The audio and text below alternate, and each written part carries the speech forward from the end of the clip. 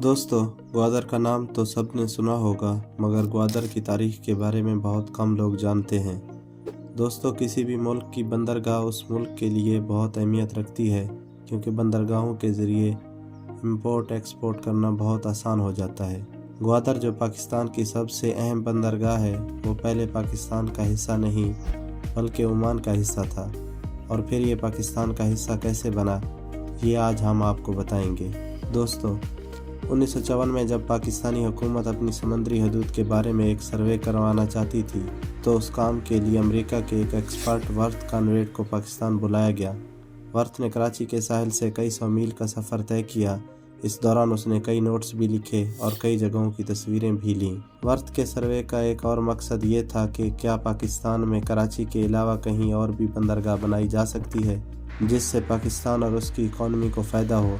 जब वो सर्वे कर रहा था तो उसकी नज़र ग्वादर पर पड़ी और वो ये देखकर हैरान रह गया कि ये तो घाटी पर कुदरती तौर पर बनी एक बंदरगाह है।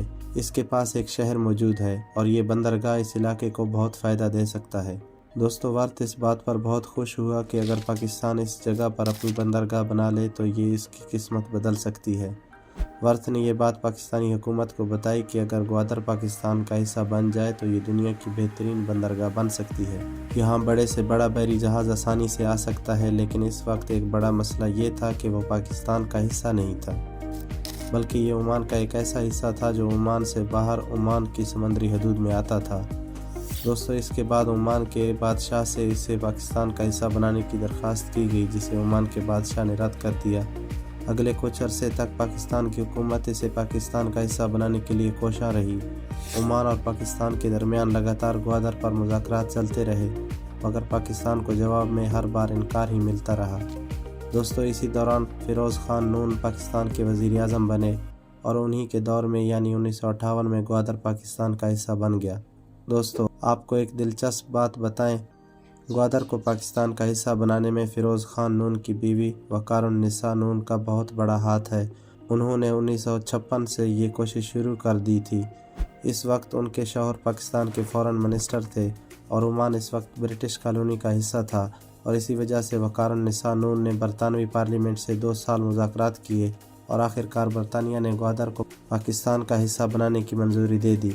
लेकिन ओमान ने पाकिस्तान से इसके बदले 5.5 अरब रुपए मांगे। दोस्तों, ये उस वक्त की बहुत बड़ी रकम थी और पाकिस्तान हुकूमत के ग्वादर की मंजूरी के बाद इतनी बड़ी रकम हुकूमती ख़जाने से निकालने का मसला खड़ा हो गया, जिसका हल सर आगा खान चहारों ने निकाल लिया। इस रकम का बहुत बड़ा हिस्सा उन्होंने अदा करके इस मसले को हल कर दिया। दोस्तों, 8 दिसंबर 1958 को ग्वादर पाकिस्तान का हिस्सा बनकर पाकिस्तान के नक्शे पर उभरा। 2002 से 2007 तक ग्वादर पर बहुत काम किया गया।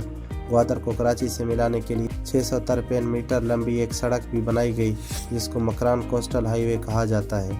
दोस्तों, चाइना ने पाकिस्तान के आगे हमेशा दोस्ती का हाथ बढ़ाया है और इसकी तरक्की में हमेशा पेश रहा है। 2015 में चाइना ने पाकिस्तान के साथ मिलकर एक नए मंसूबे की बुनियाद डाली, जिसे सी-पैक मंसूबा कहा जाता है।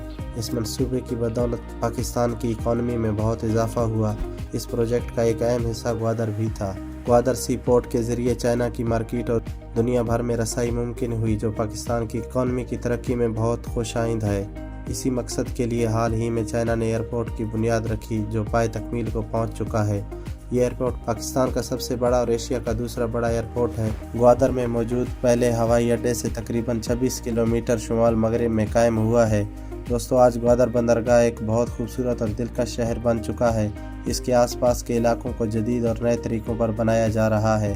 पाकिस्तान के लिए ग्वादर एक बहुत बड़ी दौलत के तौर पर उभरा है। आने वाले वक्तों में ग्वादर से पाकिस्तान की इकॉनमी को बहुत फ़ायदा हो सकता है। दोस्तों, 1992 में इसहाक बलोच ने इसहाक बलोच स्टेडियम की बुनियाद डाली, जो आजकल का सबसे बेहतरीन और ख़ूबसूरत स्टेडियम शुमार होता है। दोस्तों, हाल ही में ग्वादर में आने वाले सैलाब ने ग्वादर को बहुत नुकसान पहुँचाया। मुसलसल 15 घंटे की बारिश से पानी जमा हो गया, जिसने आसपास के इलाकों के घरों और दुकानों में घुसकर सामान को बहुत नुकसान पहुंचाया। माहीगीरों की बहुत सी कश्तियां भी डूब गईं। दोस्तों, इंडिया चूँकि हमेशा से पाकिस्तान को नीचा दिखाने की कोशिश में रहता है, इंडिया ने ईरान के साथ मिलकर चाबहार बंदरगाह बनाई, जो ग्वादर से सिर्फ 74 किलोमीटर के फासले पर है। इंडिया ये बात साबित करने की कोशिश में है कि ग्वादर अव्वल बंदरगाह नहीं बल्कि चाबहार असल बंदरगाह है। آج کل انڈیا اپنی پوری کوشش میں ہے کہ یہ بندرگاہ گوادر بندرگاہ سے زیادہ لوگوں کی توجہ کا مرکز ہو، اور وہ کسی حد تک اپنے عزائم میں کامیاب ہو چکا ہے۔ جی تو دوستو، امید کرتا ہوں آج کی ویڈیو سے آپ کی معلومات میں بہت اضافہ ہوا ہوگا۔ اگلے دلچسپ اور انفارمیٹیو ویڈیو تک مجھے اجازت دیجیے۔